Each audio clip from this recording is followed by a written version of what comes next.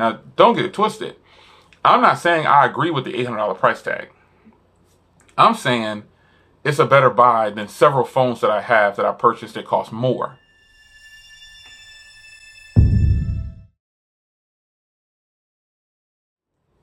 Hey guys, welcome back to another video. It's your man Jay Will. So here's my DSLR.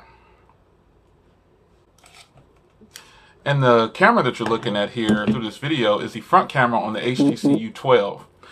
The HTC U12 is another example, a classic example of the strongholds that the industry has on certain brands. And I say that because this phone is awesome. At the beginning, I felt like it was plagued by the price. The next step, people complained about the buttons. Even I had my feelings about the buttons. They weren't bad. I just told you my perspective on the buttons. This is a really complete phone. But unfortunately, with the way the industry works, it's plagued as having a high price. Or, oh, you know, it's the buttons. People will find a way to discredit a good product.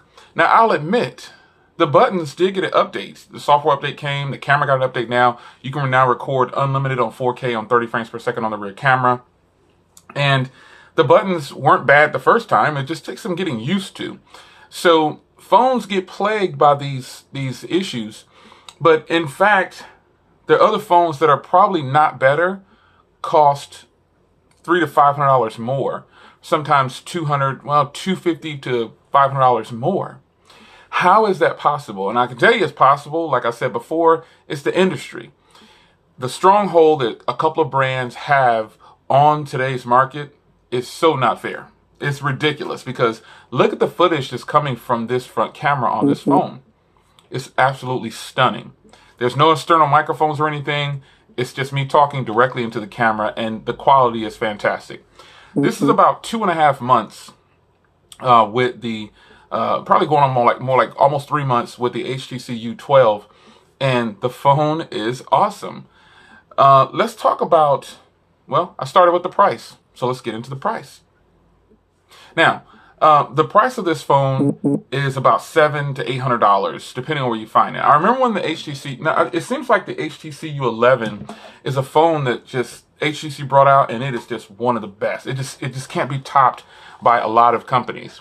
The pricing, it gets discounts and things like that. Now the HTC U12, I haven't seen very many discounts on this phone. And it's just the way it is right now. It's going to sell for the highest price, and I'm sure it's selling. I know a lot of you guys have the phone, probably. Some of you guys have the phone, and you know, I hope you guys are enjoying it. But the phone itself, the price sometimes, and I don't see how this is possible because HTC is a well-known brand. They used to run the market. They brought like the first 3D phone back on Sprint, and everybody's had their moment at the top, I guess I'll say. And the price of this phone is about $800, and a lot of people disagree with that. And it's strange that people disagree with that because one thing is it's not being pushed. It's not on carriers, and it's not being pushed. Salespeople are just not pushing the phone, and HTC has to do their part too for marketing. This is important because every time you turn on the TV, you see an Apple or a Samsung commercial, and it shouldn't be like that. You know, they're paying big money though to get those slots, so more power to them. But customers are overlooking great products right under their noses, and they can pay a lot less. So $800, it's about what you'll pay for this phone. Now let's talk about the hardware. Now the hardware on this phone, while I'm not a fan anymore of the glass frame, I was never really a fan of the glass back. I do like the metal chassis, but the glass back, somehow the industry has told us, and they've decided that this is premium. This is what we're going to call premium. And I disagree with it. It's not premium because it's easy to break. And it doesn't feel as good as plastic or aluminum, or a metal phone. Those two feel better. While the glass may have just a hair bit more grip in some situations, I don't think that a glass phone is in any way premium over a metal phone. So the build quality on this thing, with all that being said, it's actually really good. Just those titles of premium, I disagree with. It's a beautiful looking phone, beautiful display. The entire setup is just really nice. And this blue color is absolutely great. So the hardware on here, top notch. Now let's step into the arena of the battery. Now the battery on this phone, while not is one of its strong suits in my usage, I mean, I can get 4 to 5.5 hours of screen on time, and I will have to charge within a 24-hour period. But remember, battery usage depends on the user. It's never going to be the same. There are people out there that are that have this phone and their battery life is better than mine. So always take that in consideration when you're talking about battery life on phones. Now, the 12 megapixel camera on the rear is absolutely stunning. And as you can see here, these front-facing cameras are absolutely great. They have 2 cameras on the front and the rear, dual 8 megapixels on the front, and then you got the 12 megapixel setup on the rear. Absolutely fantastic. Footage from the cameras are just great. I put it up against my Mi A2, and obviously it slaughtered the Mi A2. But the Mi A2 has great cameras, but it just goes to show that is the difference that you're getting in quality when you are paying a little bit more premium price sometimes. The HTC U12 Plus has fantastic cameras, and I don't discount it any kind of way. HTC has done a great job with all of their cameras. I mean, the U12, before I decided to use a DSLR, the U11, I'm sorry, before I started to use a DSLR, the U11 was my camera for my YouTube channel, front and rear. I did everything with that phone. And it's one thing to point out here, I'm not using my studio lights or anything. This is just daylight coming in from outside. So I'm looking at the viewfinder here, and it looks clear enough for me. If I turn on my studio light, this is what it'll look like. It'll just kind of take away that little shadow area on this side here. But the cameras are just great, man. I mean, there's not much to complain about. You will capture that moment. You will get that clear video. And 1080p at 60 FPS is just freaking awesome on here. And then also being able to record at 4K at 60 FPS is just a stunning feat. I mean, the footage is just ridiculous, folks. It is just great. And I think you will be happy with these cameras if you decide to pick this phone up. I think you'll be happy with it. So let's dive into software. Software is important. Now, HTC has one of the best iterations of close to stock that I have ever seen. Yes, you can skin it and make it look different, but it performs like stock. I don't have any issues with lag, no hiccups, no stutters, no nothing. The only thing that plays a part when it comes to that is something like the buttons not responding fast enough or things like that. You know, nothing to do directly with the software. The squeeze functionality is something that I stopped using, believe it or not. I don't know why, I just kind of stopped. I used it a lot on my HTC U11, which I still do use. But with the U12 Plus, I just kind of forgot about the squeeze feature. It is a functional feature. I use it to launch the camera and the flashlight, just basic things like that I actually use daily. So I put it to something that is going to be functional, that's useful for me. You can set it to whatever you want to set it to, but those were the 2 main applications that I use with the squeeze function. I mean, when you're talking about the software, you have to talk about the internals too, which leads back to hardware. And this has 6 gigs of RAM and a Snapdragon 845. So it's going to push the phone to its limits. And this phone is doing very well with software. I'm really enjoying it. Now, if you're into media consumption, this is a phone for you. You don't have a headphone jack, but you do have the U-Sonic headphones, which I use those headphones on other phones too. I'm going to do that. If it has a Type-C, I want to test that because I actually have Type-C headphones that I use as well. But they don't match the U-Sonic headphones. And that's not a sales pitch. That's just the truth. The DAC inside of this phone is absolutely great. You're going to get clear audio, just crystal clear, mids, highs, bass, everything is there. And if you're a person that doesn't like the to put things in your ear, the stereo sound on here, now boom sound is not what it used to be. However, it is good. And then basically what happens is the industry went towards not having 2 facing grills, and we're going to use the bottom speaker grill and then the earpiece for the speaker.